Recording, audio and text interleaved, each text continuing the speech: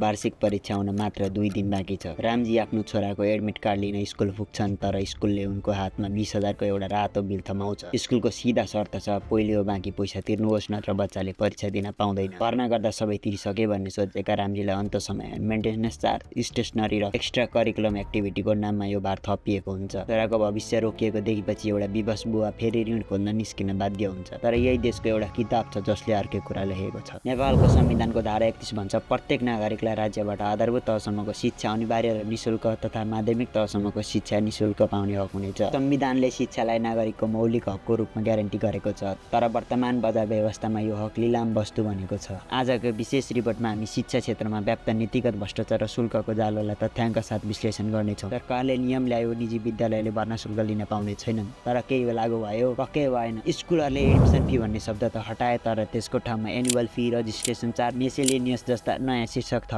यो त नियमको पालना होइन, यो त नियमलाई गिज्जाइरहेको कानुनी डकैती हो। शीर्षक फेरियो तर अभिभावकले तिर्ने रकम उहिरह्यो। के यो शिक्षा हो कि शुद्ध व्यापार? तथ्याङ्क हेरौँ। राष्ट्र ब्याङ्कको पछिल्लो रिपोर्टले भन्छ त्यसको समग्र महँगी घटेर 1.87% झरेको छ। यो 5 वर्षकै न्यून बिन्दु हो। तर के तपाईँको बच्चाको स्कुल फी घटेको छ? तर शिक्षा क्षेत्रको मुद्रास्फीति भने 7.67 ले बढेको देखिन्छ। राष्ट्र ब्याङ्क भन्छ ब्याङ्कको औसत ब्याज दर 6.77 मा झरेको छ, तर यो सस्तो ब्याज दर मध्यम वर्ग अभिभावकका लागि नेटको पासो बनेको छ। कसैलाई प्रतिष्ठित स्कुलमा पढाउन मानिसहरूले घर जग्गा धितो राखेर एजुकेसन लोन लिइरहेका छन्। हामीले शिक्षालाई ज्ञान होइन स्ट्याटस सिम्बल बनायौँ। स्कुलले अन्तर्राष्ट्रिय ब्रान्ड बेच्छ, हामीले आफ्नो हैसियतभन्दा बाहिर गएर यो ब्रान्ड किन्छौँ। अन्ततः बच्चाले सर्टिफिकेट त पाउँछ, तर उसको करियरको सुरुवात नै बुबा आमाको ऋण तिर्ने तनावबाट हुन्छ। किन कारबाही हुँदैन? किनभने नियम बनाउने र नियम मिच्नेहरू एउटै मञ्चमा छन्। सर्वोच्च अदालतले 3 वर्षमा मात्र शुल्क बढाउन पाइने आदेश दियो, तर स्कुलहरूले यसलाई चुनौती दिँदै हरेक वर्ष शुल्क बढाइरहेका छन्। जब नियामक निकायमै स्वार्थको खेल हुन्छ, तब सर्वसाधारणले न्याय कहाँ पाउँछन्? शिक्षाले नागरिकलाई अधिकार सम्पन्न र स्वतन्त्र बनाउनु पर्ने हो, तर आजको प्रणालीले मध्यम वर्गलाई ऋणी र विपन्न वर्गलाई अवसरविहीन बनाउँदैछ। संविधानमा लेखिएको निशुल्क शिक्षाको हकलाई कागजमा कैद गर्नु राष्ट्र लज्जाको विषय हो।